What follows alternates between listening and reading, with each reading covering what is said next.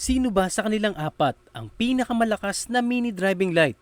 Ito ba ay ang Prism, ang Senlo M1, ang Lumina Pro, o baka naman ang sakalam ni Tolpa Wiring? Pero bago yan, shoutout muna kay Sir Seth Hernandez, nakakatuwa po't nakakainganyo ang iyong mensahe. Maraming salamat po. Unahin muna natin ang Lumina Pro version 3. Ito ay may 20 watts at may presyo na nasa 1,100 pesos.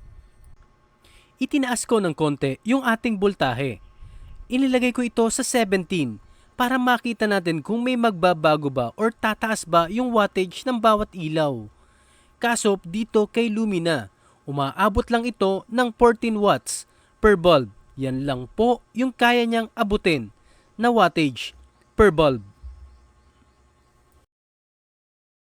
Sunod naman natin yung sakalam ni Tolpa Wiring. Ito ay may 30 watts at may presyo na nasa 1,300 pesos.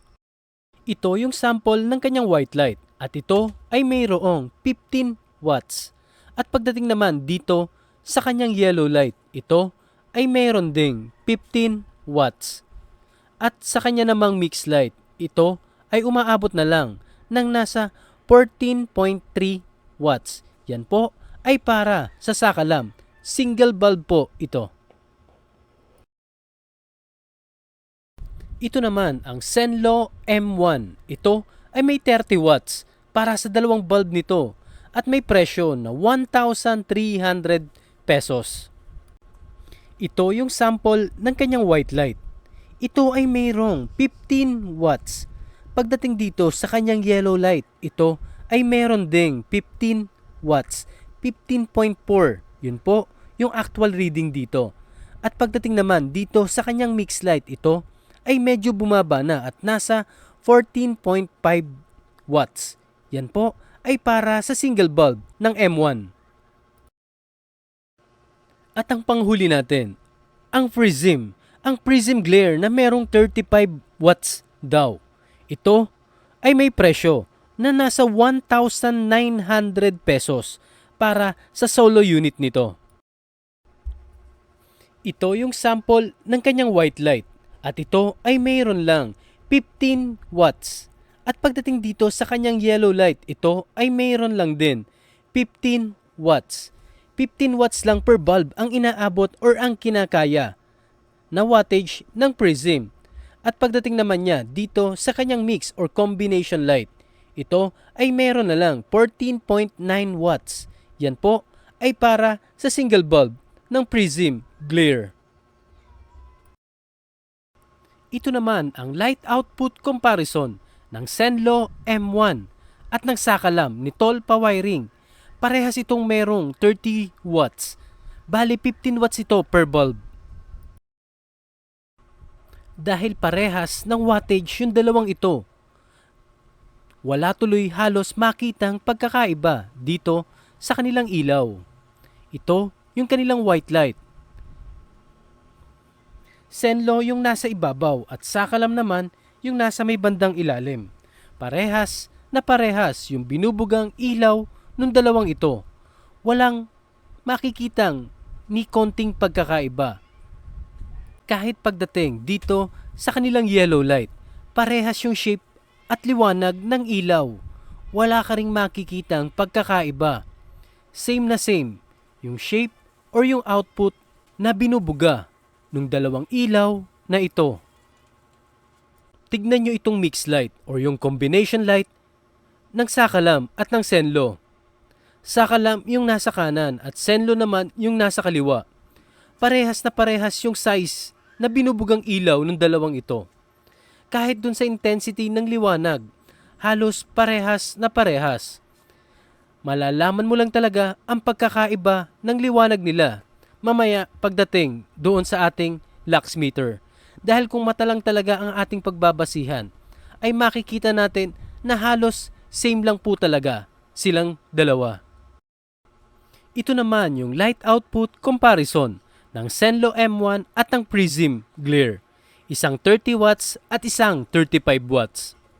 Ito po yung sample ng kanilang white light pag pinagsabay buksan. Senlo po yung nasa kaliwa At prism naman yung nasa may bandang kanan. Halos wala ka ring makikitang pagkakaiba sa dalawang ito. Kahit sa size or sa shape nung ilaw nila. Same na same yung binubuga. Tignan nyo itong kanilang yellow light. Wala ring makikitang pagkakaiba sa size ng ilaw. Talagang mapagkukumpara mo na lang yung kanilang presyo. Dahil sa price, napakalaki ng pagkakaiba ng dalawang ito.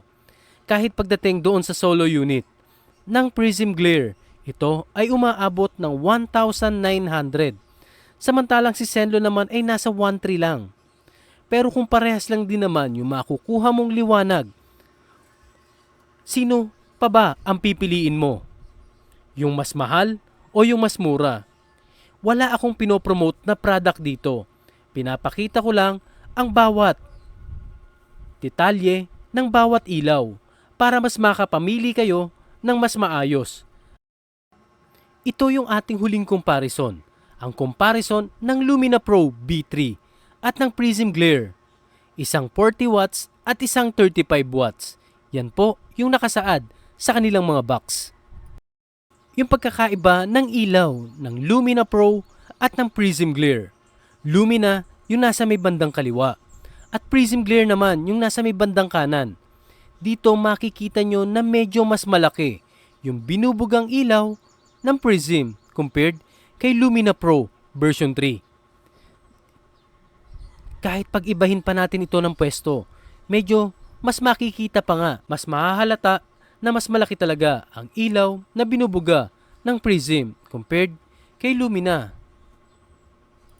Dito sa combination light, nung dalawang ilaw, Lumina yung nasa kaliwa at Prism yung nasa kanan. Dito mas kitang-kita talaga na mas malaki yung binubugang ilaw ng Prism compared kay Lumina Pro. Ito yung ginagawa ko para dito sa ating lux meter testing. Sabay-sabay silang nakahilera dyan. Pantay-pantay yung bawat ilaw. At pantay-pantay din yung buga ng ilaw doon sa ating lux meter sensor. Pinapakita ko lang ito para mas makita nyo na walang daya yung ginagawa nating testing. Ito ay sa loob ng 2 meters na layo ng ilaw doon sa ating sensor. At ito yung lumalabas na resulta sa bawat ilaw na aking tinest. Uunahin kong itest itong Lumina Pro version 3. Ito ay may 20 watts daw. At ang nare-read dito sa ating lux meter sensor, ito ay umaabot ng 3,000 lux. Times 10 po yung lumalabas dyan sa ating digital display. Sunod naman natin yung sakalam ni Tol Pa-wiring. Ang white light nito ay umaabot ng nasa 3,500 lux. Ganyan po ito kaliwanag. Sunod naman natin yung Zenlo M1. At ang lumalabas na reading dito sa kanyang white light, ito ay umaabot ng 3,700 lux. Siya po ang medyo may pinakamataas na reading. At ang panghuli natin, ang Prism Glare. Ito ay merong reading na nasa 3,300 lux. Para sa Prism Glare, kahit ulit-ulitin nyo pa yung video, pare-parehas po yung settings ko ng ilaw dyan. At ito yung ating road test ng Zenlo M1 na may 30 watts. Ito yung itsura ng kanyang white light kapag ginagamit na sa kalye. Halos nasasakop nito yung single lane ng kalsada. Nasa 2 meters po yung layo ng ilaw natin sa unahan ng motor. Yan po yung kanyang itsura. At ito naman po ang itsura ng ating combination light. Yung combination ng white at yellow. Ganyan po ito kaliwanag. Or ganyan din po ito kalaki kapag gamit na sa kalye. Malapad at malayo din naman yung nararating ng combination light. Mamaya itetest naman natin yung yellow light para gawing low beam. Dahil ang M1 ay pwede mong baligtarin dahil pantay yung shape ng ilaw nito sa ibabaw at sa may bandang ilalim nito. Kaya pwede mo siyang baligtarin. Pwede mong gawing high yung white at pwede mo rin gawing low yung yellow. At ito naman yung itsura ng high na yellow light. Ganyan kalaki at kalapad ang ilaw na yellow light kapag ginamit ito as high beam. Ganyan din po kalayo ang nararating ng ilaw na ito. Ito naman yung sample ng ilaw kapag yellow light na yung ginamit as low beam. Ito yung kanyang magiging itsura. Medyo mas maliwanag ng konti kapag yellow light talaga ang ginagamit as low beam. Pero kagaya nito na nakamix na or naka-combination light na, hindi masyadong halata yung pagka-white sa may bandang ibabaw. Hindi kagaya pag white yung iyong low at yellow yung iyong high. Mas kitang-kita mo yung ilaw na yellow sa high beam compared pag binaligtad na.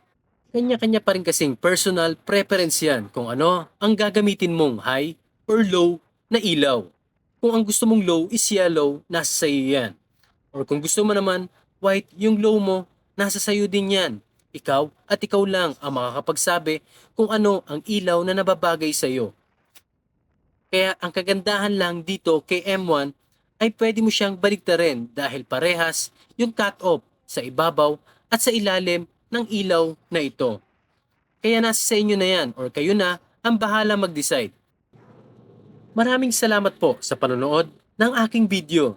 Sana po may nabahagi ako na nagustuhan ninyo. Huwag niyo pong kalimutan mag-like, share at subscribe. Sana po lumaki pa po tayo. Maraming salamat po. Ride safe at God bless po sa inyong lahat. Pahabol ko lang para sa aking opinyon. Bakit mas malakas ang M1 compared sa ibang brand? Dahil ang M1, siya mismo yung sariling company na pinapagawaan ng ibang brand.